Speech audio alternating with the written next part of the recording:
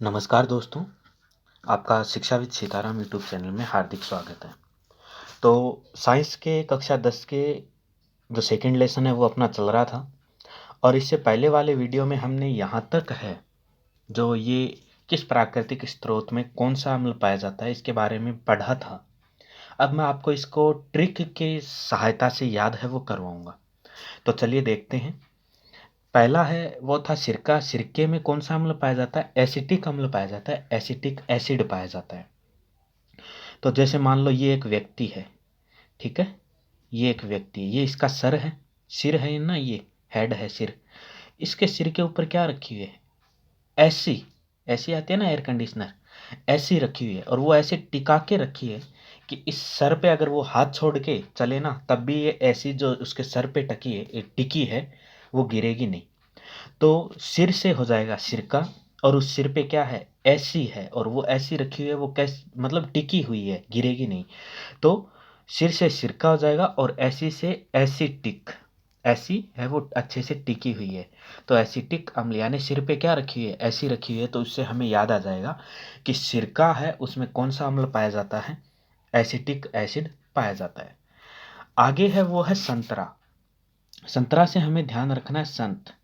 संत हमें ऐसी ट्रिक देते हैं कि हमें आसानी से याद हो जाएगा। यानी जैसे मान लो हम एक बाबा के पास गए, एक संत के पास गए, हमें इजीली याद नहीं हो रहा है और हम उनके पास गए कि बाबा जी हमें याद नहीं हो रहा है, आप कोई ट्रिक दीजिएगा। तो बाबा जी क्या करते हैं? एक ऐसी ट्रिक देते हैं। उस ट्रिक के अंदर क्या कहते हैं कि आप नींबू लेना और उस नींबू को आप जहाँ पढ़ो वहाँ रख लेना और उस दीवार के लगा देना और आपकी जो आप जो पढ़ोगे वो आपको अच्छे से याद हो जाएगा। ऐसी स्टोरी जिसमें आप खुद शामिल हो, आपको समझना है ना। यानी हमें याद नहीं हो रहा है, पढ़ रहे हैं जो याद नहीं हो रहा है, तो हम एक संत के पास गए और उस संत ने हमें ऐसी ट्रिक दी। उसने कहा कि आप नींबू है जहाँ पढ़ो वहाँ दीवार पे लगा देना, आपको आसानी से है वो याद हो जाएगा। तो संत से हो जाएगा संतरा और क्या लगाने को कहा? नींबू। तो संत से संतरा और नींबू से नींबू और ट्रिक से उसने क्या, उसने संत ने हमें ट्रिक दी और ट्रिक से आपको ध्यान रखना है सिट्रिक। ट्रिक से आपको ध्यान रखना है सिट्रिक। और सिट्रिक अम्ल अर्थात संत से संतरा और नींबू, संतरा और नींबू इन दोनों में कौन सा अम्ल पाया जाता है? सिट्रिक अम्ल पाया जाता है। नेक्स्ट है वो है इमली। इमली, इमली में अम्ल पाया जाता है टार्ट्रिक अम्ल। कौन सा अम्ल? टार्ट्रिक। तो चलिए देखते हैं। मान लो ये एक टाट है, टाट समझते हो ना? टाट है एक बकरी जिसके ये मान लो ये टाट का मतलब है बकरी और इस बकरी के ये 4 पैर है, ऐसे जैसी भी बनी है। आप देखिएगा ये इसके सींग है, मान लो ये टाट है, ठीक है, यानी बकरी है। यानी बकरी को टाट भी कहते हैं, टाट। ये बकरी क्या खा गई? इमली रखी हुई थी यहाँ से बहुत सारी, वो इमली ये टाट खा गई यानी बकरी खा गई। तो इमली से इमली हो जाएगा और टाट खा गई। टाट से हमें ध्यान रखना है टार्ट्रिक एसिड। इमली में कौन सा अम्ल है? Tartaric acid. यानी इमली कौन खा गई? टाट खा गई और टाट से याद हो जाएगा टार्ट्रिक एसिड। नेक्स्ट है वो है टमाटर। टमाटर है ऑक्जेलिक अम्ल। टमाटर का है ऑक्जेलिक अम्ल।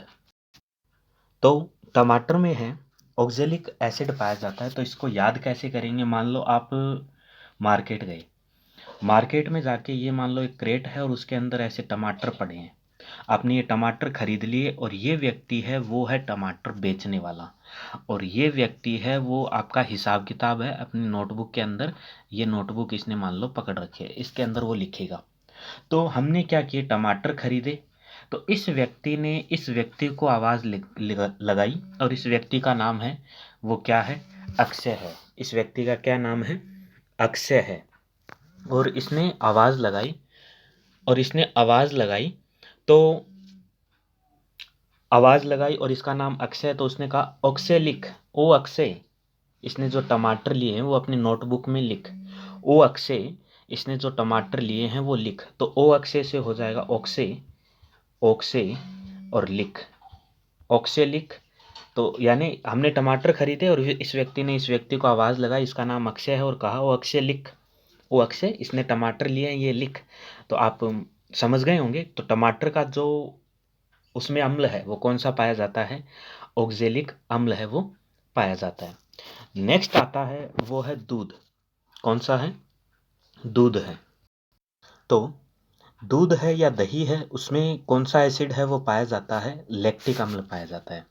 मान लो ये एक व्यक्ति है ना, ये एक व्यक्ति है और ये जब लेटा, मतलब सोया, लेटा, तो वहां पे दूध था, इसको पता नहीं था, और ये दूध पे क्या हो गया? लेट गया। दूध पे लेट गया यानी दूध पे सो गया। तो लेट गया से याद रखना है लैक्टिक, यानी लैक्टिक। जहाँ ये लेटा वहाँ क्या था? दूध था, दही था, बिखरा हुआ था, उसके ऊपर ही वो लेट गया। तो दूध और दही का जो अम्ल, उसमें कौन सा अम्ल पाया जाता है?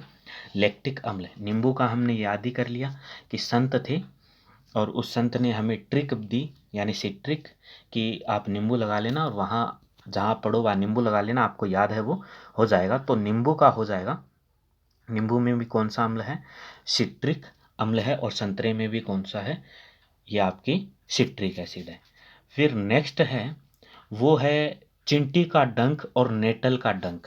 चिंटी का डंक और नेटल का डंक, इन दोनों में ही कौन सा पाया जाता है? मेथेनोइक अम्ल पाया जाता है। तो मान लीजिए ये एक व्यक्ति है, ठीक है, सोया हुआ है और ये इसका माथा है, सर है, और इस पे, इसके माथे पे एक नहीं 9 चींटियाँ छोटी छोटी है वो चल रही थी। कितनी चींटियाँ उसके माथे पे? एक चींटी नहीं थी, कितनी थी?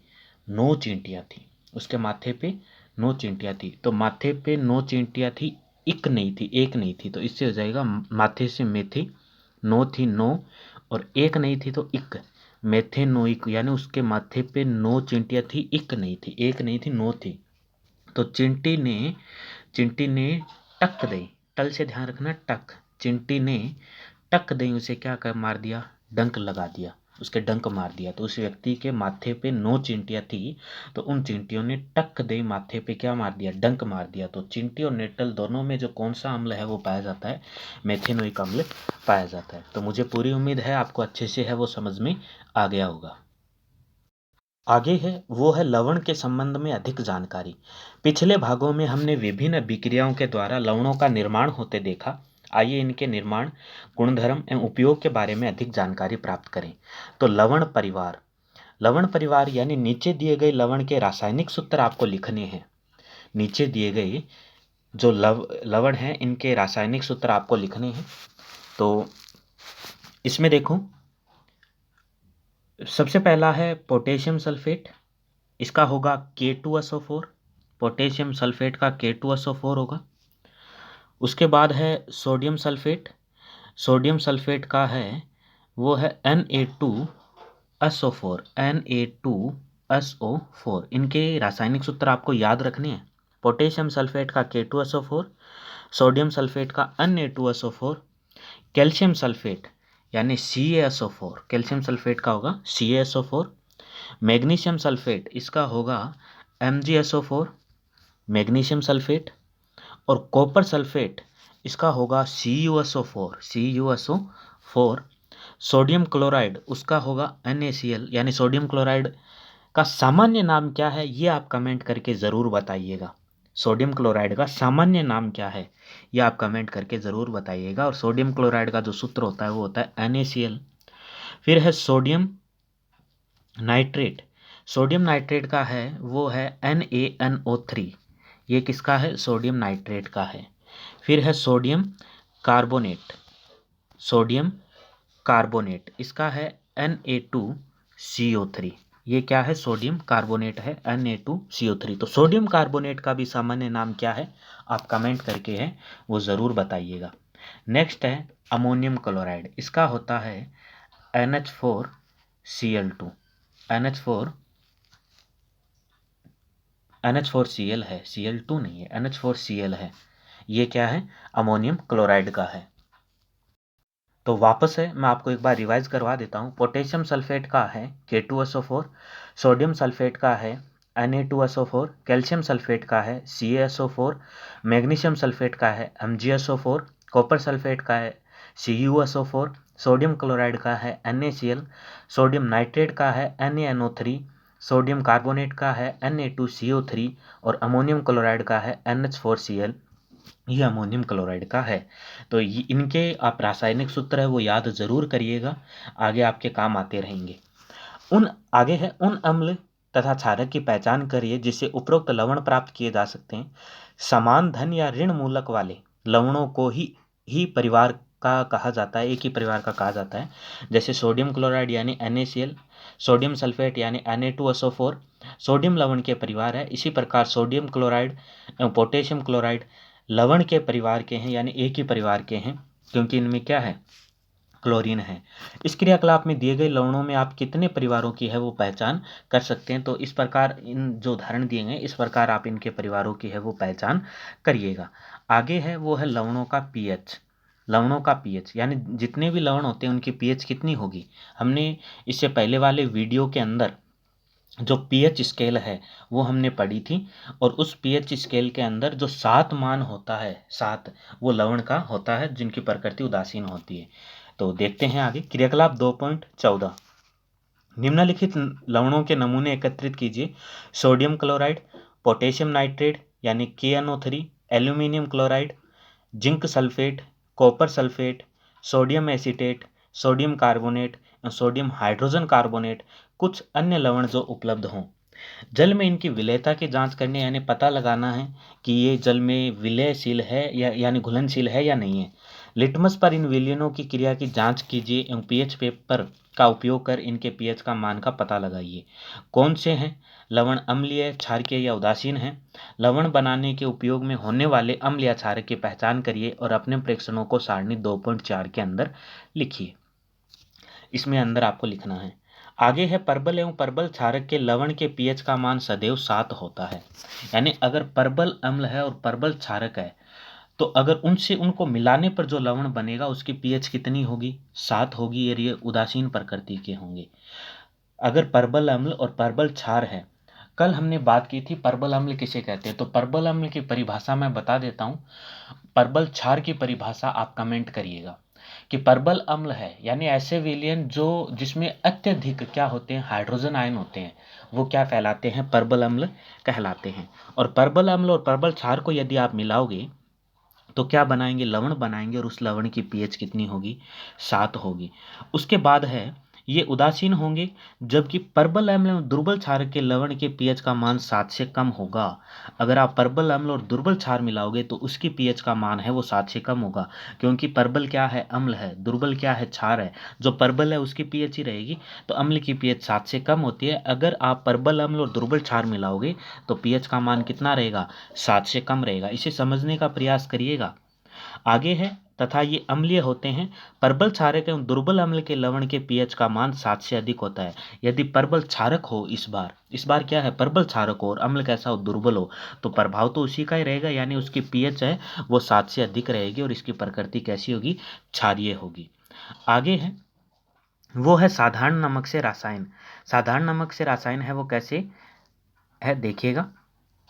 तो साधारण नमक से रासायन के अंदर है कि आप जानते हैं कि हाइड्रोक्लोरिक अम्ल एवं सोडियम हाइड्रोक्साइड HCl और NaOH के विलयन की अभिक्रिया से उत्पन्न लवण को सोडियम क्लोराइड यानी NaCl कहते हैं। इसी लवण का हम अपने भोजन में उपयोग करते हैं। ऊपर के क्रियाकलाप में आपने देखा होगा कि यह एक उदासीन लवण है। समुद्री जल में कई प्रकार के लवण घुले होते हैं। इन लवणों से सोडियम क्लोराइड को पृथक किया जाता है यानी NaCl को अलग किया जाता है। विश्व के कई भागों में भी ठोस लवण का निक्षेप होता है। बड़े आकार के यह क्रिस्टल प्राय अपद्रव्य के कारण भूरे रंग के होते हैं। इसे खनिज नमक कहते हैं, यानी इसके अंदर खनिज भी है, अन्य कई पदार्थ है वो पाए जाते हैं, इसलिए इसको खनिज नमक कहते हैं। इसको अंडरलाइन आप करिएगा कि खनिज नमक क्या होता है। आगे है यह खनिज नमक तब बने जब युगों के व्यतीत होने के साथ समुद्र का कोई हिस्सा सूख गया। खनिज नमक का खनन भी कोयले की तरह होता है। आपने महात्मा गांधी के दांडी यात्रा के बारे में अवश्य सुना होगा। क्या आप जानते हैं कि हमारे स्वतंत्रता संग्राम में नमक एक महत्वपूर्ण प्रतीक था। यानी दांडी यात्रा जो महात्मा गांधी के द्वारा 1930 के अंदर है वो चलाई गई थी। आप इसे सामाजिक के अंदर विस्तृत रूप से आपने पढ़ रखा होगा। तो उसके बाद है आगे कि नमक साधारण रसायनों का कच्चा पदार्थ होता है। नॉर्मल जो कोई केमिकल है, साधारण नमक वो केमिकल का कच्चा पदार्थ होता है। इस प्रकार प्राप्त पदार्थ इस प्रकार प्राप्त साधारण नमक हमारे दैनिक उपयोग में कई पदार्थ जैसे sodium hydroxide, baking soda, washing soda, विरंजक चूर्ण आदि के लिए एक महत्वपूर्ण कच्चा पदार्थ है। आइए देखते हैं कैसे एक पदार्थ का उपयोग करके अलग अलग पदार्थ बनाने के लिए इस नमक का प्रयोग है वो करते हैं। तो दोस्तों इस वीडियो में है वो इतना ही। इसका आगे का भाग है वो हम देखेंगे नेक्स्ट वीडियो में। मुझे पूरी उम्मीद है कि इस वीडियो में पढ़ाया गया आपको अच्छे से समझ में आया होगा। यदि अच्छे से समझ में आया वीडियो को लाइक करिएगा, शेयर करिएगा और अपने अगर कोई सुझाव है तो कमेंट करिएगा। और आप अगर आपने चैनल को सब्सक्राइब नहीं कर रखा है तो चैनल को सब्सक्राइब करिएगा।